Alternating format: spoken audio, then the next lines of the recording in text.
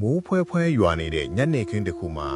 ထုံးကျော်ဟာတောင်ပေါ်လမ်းအတိုင်းကားမောင်းလာရင်လမ်းမပြီး6ကမ်းပါးဘေးကမြင်းနီလမ်းလေးထဲကြောက်သွားခဲ့တယ်။ကားရှစ်မီအောင်အောင်မှာရုပ်တရက်ပေါ်လာတာကတော့မြူနင်းတွေဖုံးနေတဲ့ကြောက်ကုန်းရွာဆိုတဲ့ဆိုင်းဘုံဟောင်းကြီးတစ်ခုပါ။ရွာထဲကိုဝင်ချင်းမှာပဲထွန်းကျော်တတိထားမိတာကအတန်တွေပဲ။ရွာတရွာဆိုတာခွေးဟောင်တန်ခလီးငိုတန်ဒါမှမဟုတ်လူတွေစကားပြောတန်ရှိရောက်မှာဖြစ်ပေမဲ့ဒီရွာကတော့တင်ချိုင်းကုန်းတစ်ခုလူတိတ်ဆိတ်လွတ်နေတယ်။သူ့ကားကရွာလေအရောက်မှာအင်ဂျင်ထိုးရသွားတယ်။အကူကြီးတောင်ဖို့ကားပေါ်ကဆင်းလိုက်တဲ့အခါလမ်းဘေးကဇရက်ဟောင်းလေးထဲမှာထိုင်နေတဲ့လူအုပ်စုတစုကိုတွေ့လိုက်ရတယ်။အကိုတို့ကျွန်တော်ကားပြက်သွားလို့ဗျာ။ဒီနားမှာပြင်ပေးမဲ့သူရှိမလား။လူတွေကသူ့ကိုဝိုင်းချီကြတယ်။ဒါပေမဲ့ထူးဆန်းတာကသူတို့အားလုံးရဲ့မျက်လုံးတွေဟာရိမ့်ကျနေပြီလှုပ်ရှားမှုမရှိတာပဲ။တယောက်ကမှပြန်မဖြစ်ဘူး။အဲ့ဒီအချိန်မှာအသက်60ခန့်ရှိတဲ့အဖိုးအိုတယောက်က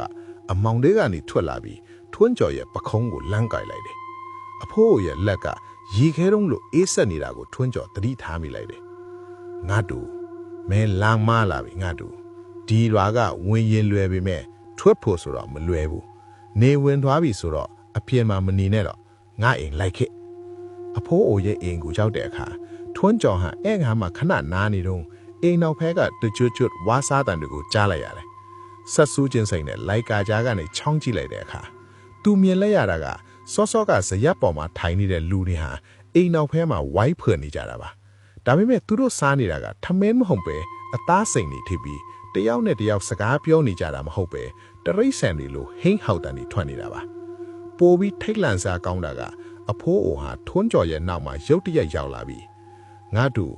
မင်းရဲ့အသားကအရန်လက်ဆက်မှာပဲနော်လူကပ်ပြောလိုက်ချင်းမှာအဖိုးအိုရဲ့မျက်နာကအရေပြားတွေဟာတဖြည်းဖြည်းလန်ကျလာပြီးအောက်ကအယိုးစုကြီးပေါ်လာတာကိုမြင်လိုက်ရတယ်။ရွာသားအားလုံးဟာလွန်ခဲ့တဲ့နှစ်ပေါင်းများစွာကနေတေဆုံးပြီးသားနာနာဘာဝတွေထင်နေကြပြီဆိုတာကိုထွန်းကျော်သိလိုက်ရတဲ့အချိန်မှာတော့အိမ်တကားအားလုံးအလိုအလေးကပိတ်သွားပါတော့တယ်။